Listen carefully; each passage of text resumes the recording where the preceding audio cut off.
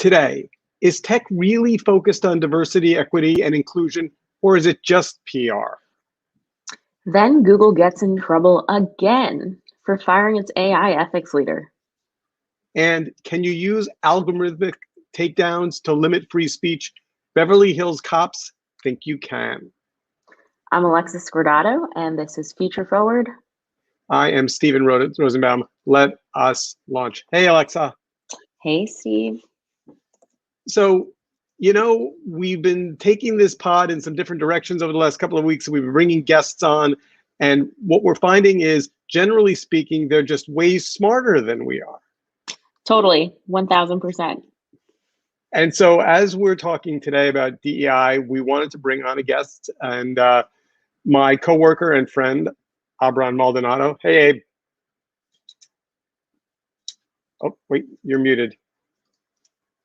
Oh, there we go. Yeah. There we go. Hey, everybody. Welcome. Thank you for having me. Appreciate it. So, we've got a topic that is kind of in vogue. And I guess the reason we wanted to do it on the pod was to kind of ask the question, a year from now, we'll be going, DEI, what do those letters stand for again? Like, will this just be a blip in time, or will it, or is it just a PR move, or all these companies, and we'll talk about a bunch of them, kind of just doing it because in the rearview mirror with BLM having happened, they have to do something? Yeah, I mean, it's a combination of both. And I hope that this is a historical moment in time. I see from my counterparts that there has been an uptick in outreach from companies and client work in the consulting, training, support that we do for companies. So we are benefiting from it to an extent, but you also want to make sure that the clients that reach out are genuine. So there's this article that we got from MarketWatch, and it's got a whole list of logos on the screen. United Airlines, Alaska Airlines, Facebook, and they're all doing different initiatives. When you hear about a DEI initiative, can you kind of tell the ones that are genuine from the ones that just seem like, they're checking a box? Yeah, because sometimes they just admit that they want to check off a box. So when you're lucky, they're upfront about it and saying, "Hey, can you just do an audit for us just to make us look good, just so we have something accredited, stamped, saying that we're doing our part?" And I'm like, it's a bit more than that, because I can help you pass an audit where you're still not making changes in your culture and in your infrastructure. So I think there are certain companies that want, heads of, when a company doesn't even have a head of DEI, when they hire one, they think that's it, we've done our part. But I have heads of DEI at companies reach out and say, "Hey, how can we do more?" And that's how you could really tell, who's genuine and who's not. It just at surface level.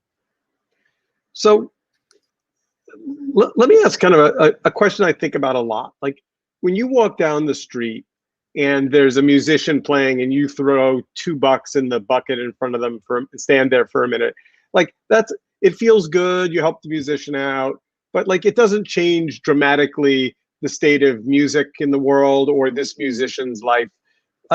How do we know that this, post BLM, like when you talk to a company, can you say to them, if you actually engage this deeply and not on a surface level, it will actually improve not just the quality of the work environment, but it will improve the quality of what your company does and how it delivers it to diverse audiences? Like, what's the difference between a nice to do and a must do, is I guess what I'm saying. So I think a lot of companies put on events, or they take on branding tactics and messaging that they think is helpful. And the core true people who work in the DEI spaces say, "Hey, that's great, but could you reallocate those dollars towards actually hiring more people of color or doing more at the infrastructure level?" So you can put together an event for Black History Month. That would be great. You can put together a really cool ad campaign just to get yourself some more visibility in this space. But are you restructuring your roles? Like, one thing that we do is have companies revisit their job descriptions, because a lot of the bias sometimes is just baked into the job description itself and how they hire. So are you being more flexible in who you hire? Are you just looking for people from top tier universities? Or are you going to open it up to non-traditional candidates that are maybe self-taught, or coming from non-traditional paths? And what is happening at your management and leadership levels where, yeah, you might have a little uptick in diversity at the individual contributor level, but not at the C-suite, not at the leadership levels, and not at the senior management. And like, are you making infrastructural changes, or are you just doing, window dressing?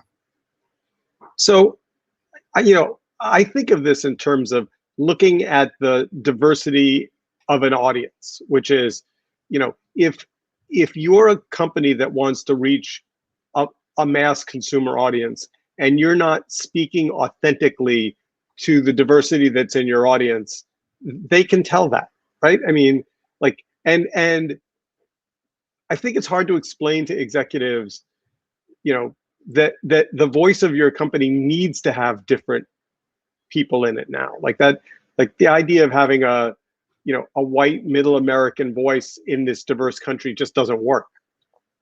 No, and it's been the default of this country for a long time. And I think, there's a practice called inclusive product design. It needs to go into the practice of how you design your products and being more inclusive of the audiences that you are your consumers, because your consumer is one color, but the people who develop it and design it is another, and making sure that the audience that you cater to is part of the development process as well, in some way, shape, or form.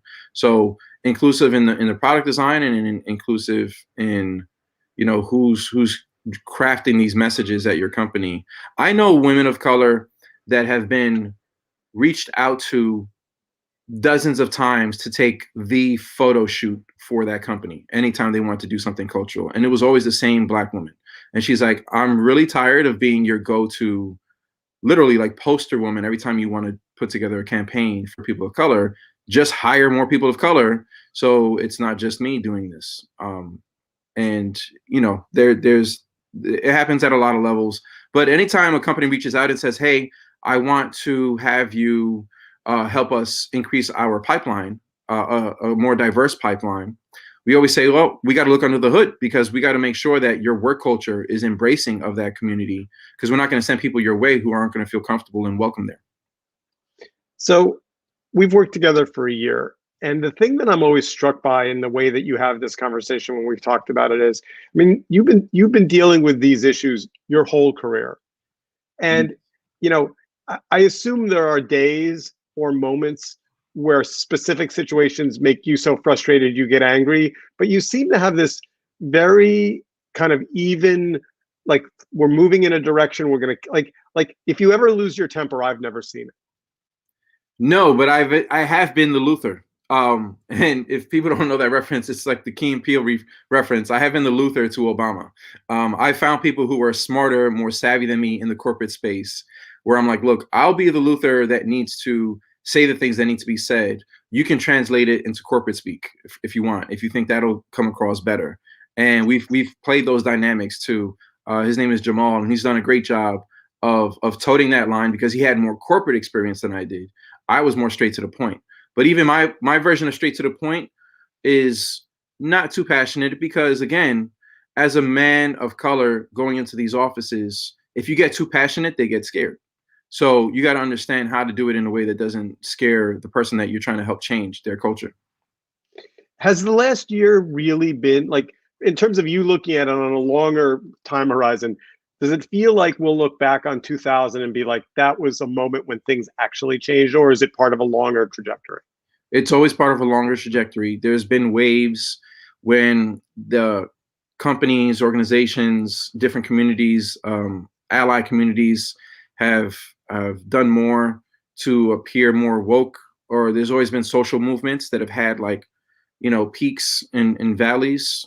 Speaking of which, I just finished watching the Judas and the Black Messiah movie, so I'm a little wired up right now. But that had a movement where there was a lot of people that came together. I didn't realize that, Fred Hampton brought together, the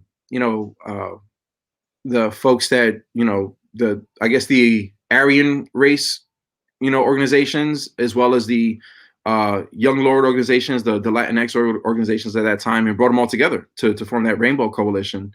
and people are like, oh, that's it, that's the plan. But then there's the other side of it.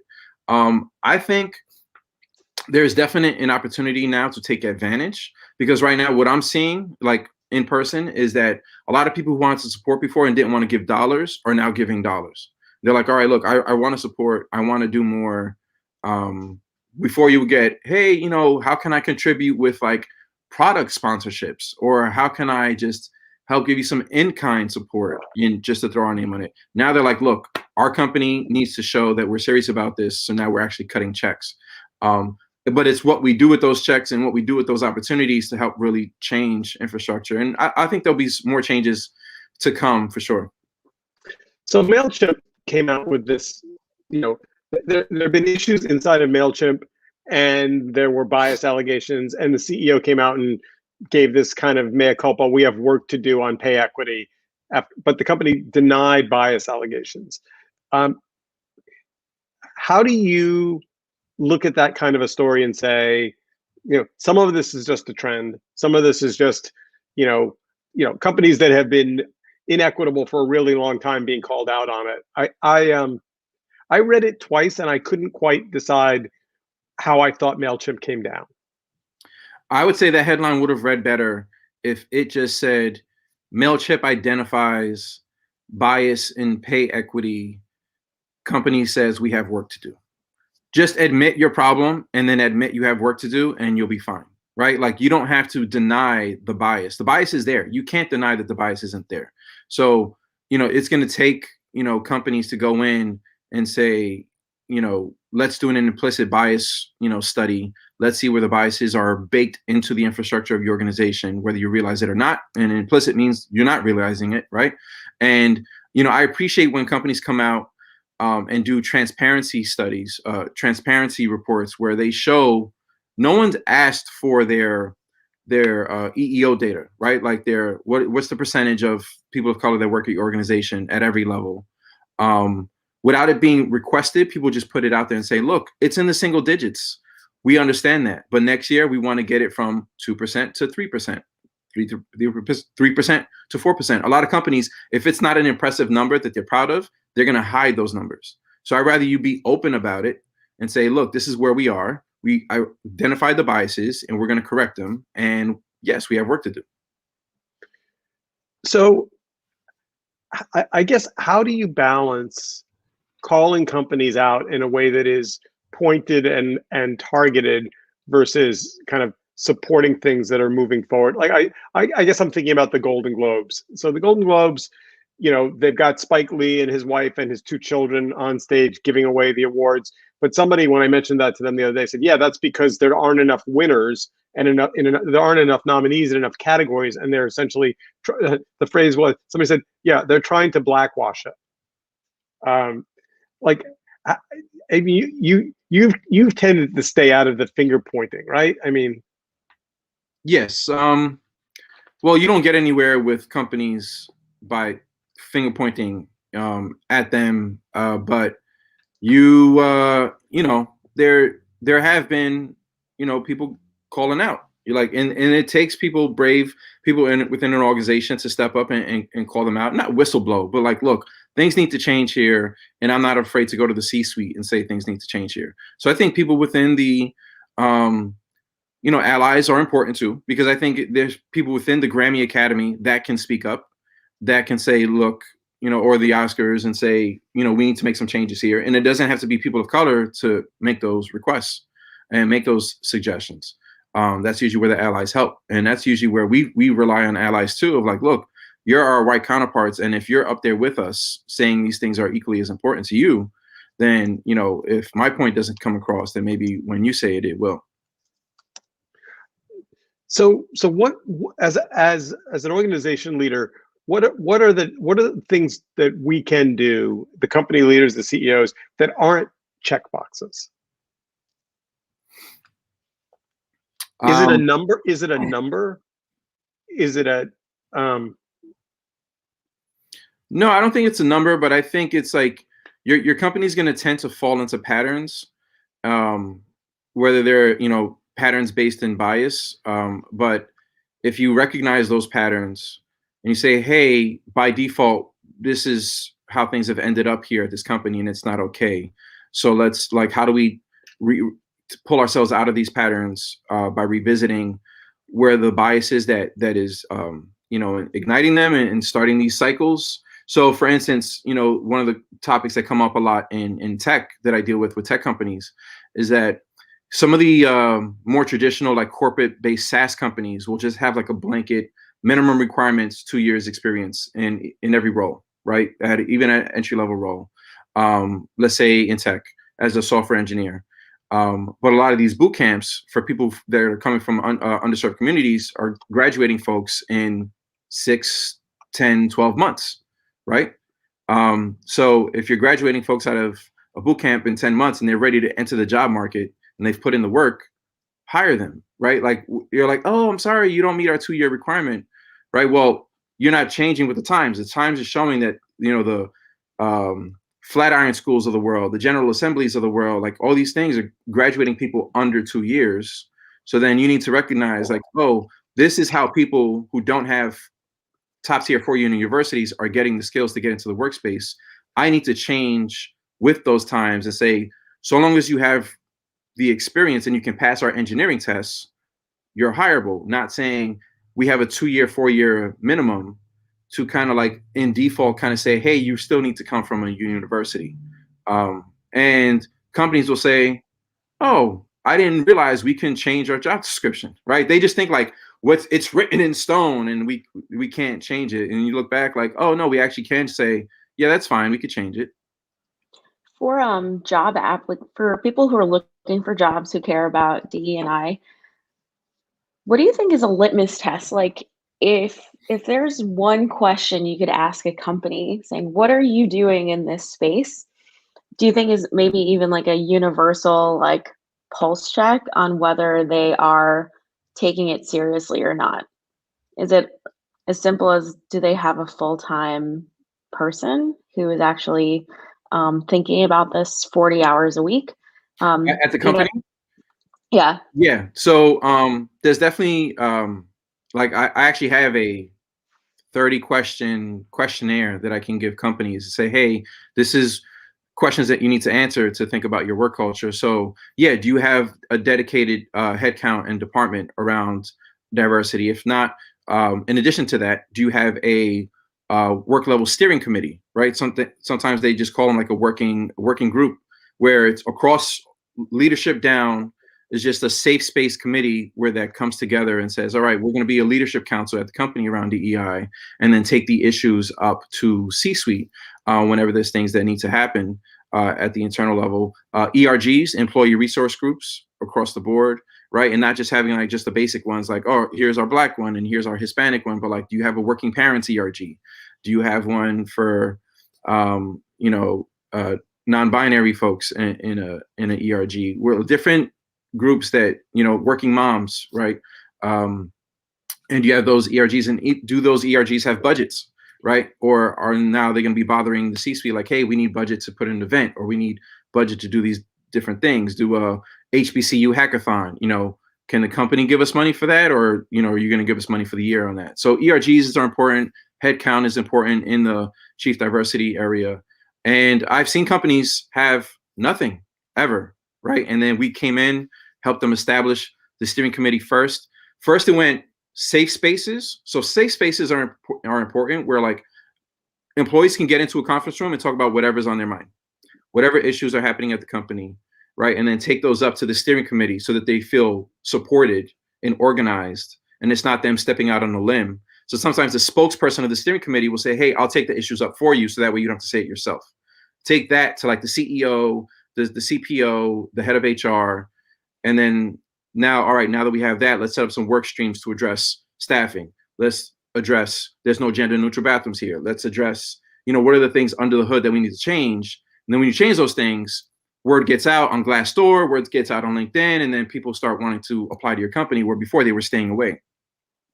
It's interesting you bring up safe spaces, because one of the things I've been thinking about with remote work is that employees are now having conversations, say on Slack or an email, they think not it's in person. Mm-hmm.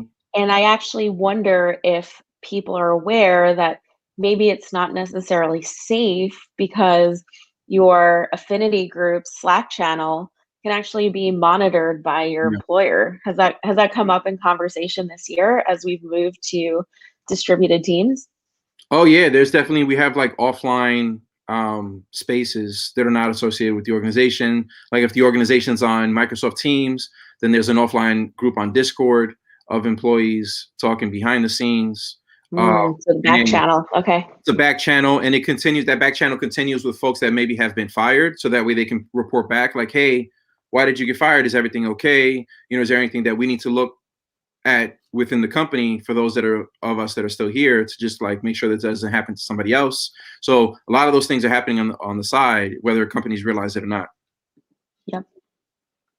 Well, maybe you meant to do this, Alexa, but we made the perfect transition into our second chapter, which has to do with what's going on at Google and people having internal conversations that they thought were in safe spaces, which turned out not so much. So we've had another firing at Google in the AI ethics area.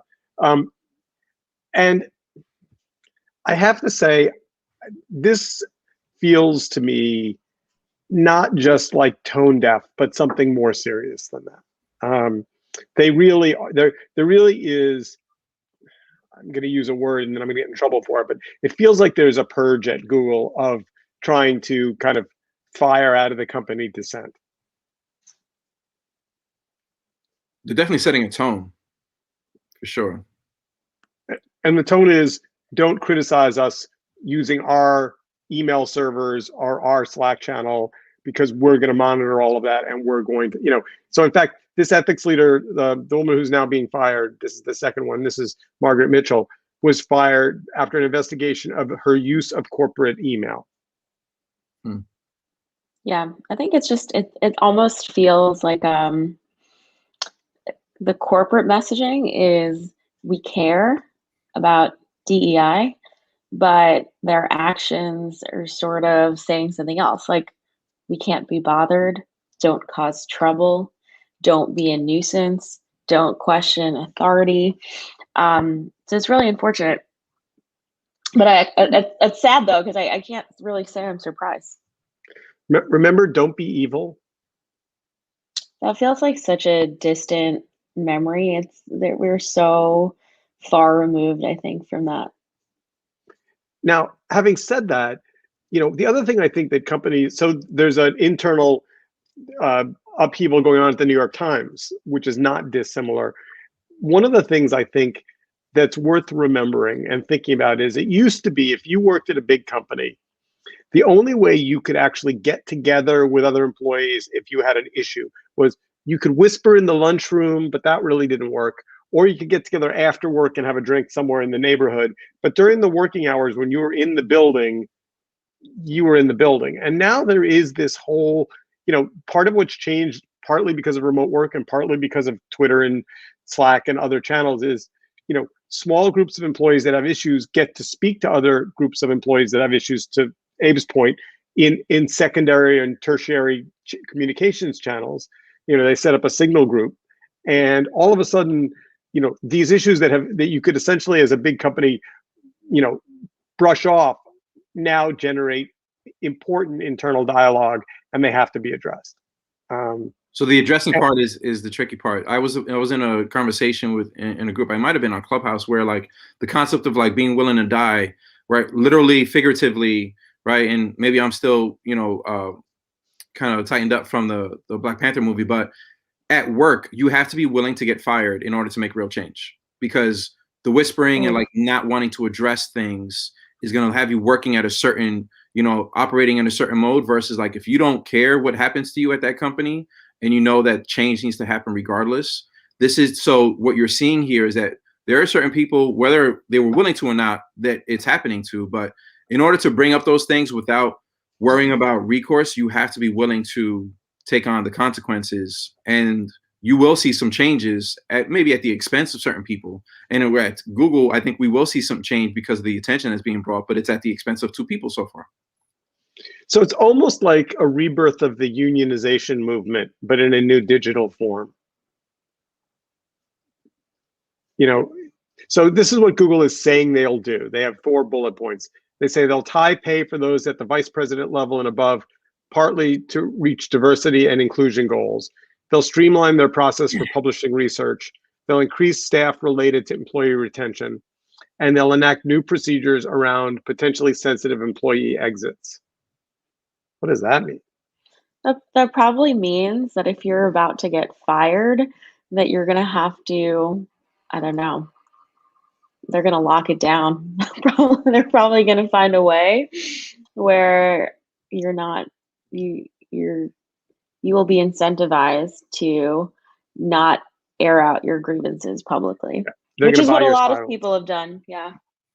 And that employee retention thing is interesting. I've definitely seen charts from corporations that they have per employee, like, oh, they're at a green, they're at a yellow, they're at a red, right? So like these folks that are at the red level that are like 1 foot out, you know, do we have any resources? Do we have anybody specifically supporting these folks to get them back up into the yellow or green? So it's that, you know, allocating more support or more resources towards employee retention. I think if there's internal gripes, you know, if they're not addressing those internal gripes, then those gripes turn into big fires, right? So if there's someone internally, it's like, look, all right, we see that you're upset. We're noticing it in the channels. How can we help? And putting that fire out before it reaches out to the public. Yeah, I'm going to think a lot about that comment you made earlier about safe spaces, because it's really interesting, right? I mean, if you're on your employee Slack channel, that's not a safe space. That's being monitored. It's interesting. All right, we have time just to touch on the Beverly Hills cop story, but we should definitely do it because I don't know if you guys have seen this, but I would say it's shocking, except of course it's not. This is a story that genuinely was made me laugh out loud. Like I actually thought this was maybe like an Onion article, you know, but then I saw Vice and I was like, oh, okay.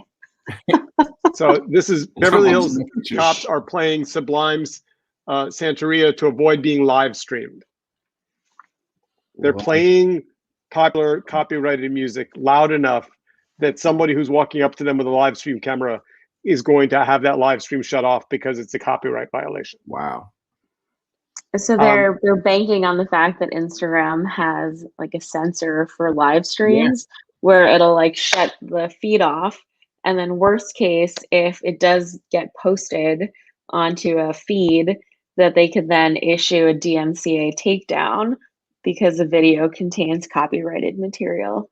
Okay. And that happens instantly. That's in the instantly. Yeah. So I have to say I have been the victim of algorithmic takedowns more times than I care to admit. And the thing about them is the robots are incredibly efficient. They're brutally efficient. And if you have to go to a human interaction to essentially debate that, they're shockingly inefficient. So the robot goes, wait, that's copyrighted. We've done a little bit of a match between that song and our database, Bing, and it goes down. And then when you say, wait, that I own that music or I had a right to use it, that's weeks of negotiation to get that put back up. It's brilliantly evil, and I don't know how you fix it if you're Facebook or Instagram or Twitter.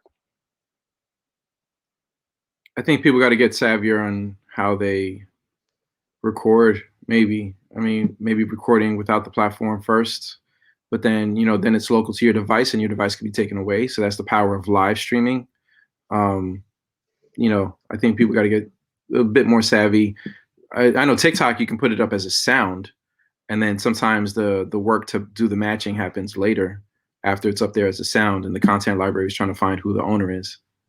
Yeah, but that platform is like specifically telling people music is welcome. Like music is almost required. Instagram, though, I don't know how they're going to get around that.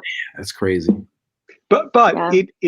Whenever it's funny, whenever people say, well, Facebook ought to improve its content moderation practices, it's like, wait, you mean the algorithm should go slower, or all of those contractors you have sitting at Accenture? I think it's Accenture that they hire them from. You should hire, and I think they have 10,000 of them. You should just hire, like, the nature of human content review is more nuanced than a robot. So I think for people that are using live stream as a way to keep law enforcement honest, and by the way, of all the places in the universe this story could come out of, Beverly Hills is ironic on a lot of levels. Yeah. All right. Well, listen, this has been great. Abe, thank you for taking the Thank time. you. Alexa, glad you're back. Alexa, by the way, for listeners who think that Alexa was quiet at the beginning, she had a little bit of an internet connectivity issue, but she came back. So, all right, we are out of time. We'll see you next week, Alexa. Have a good week. Appreciate it. See ya. Take care, yeah. Bye.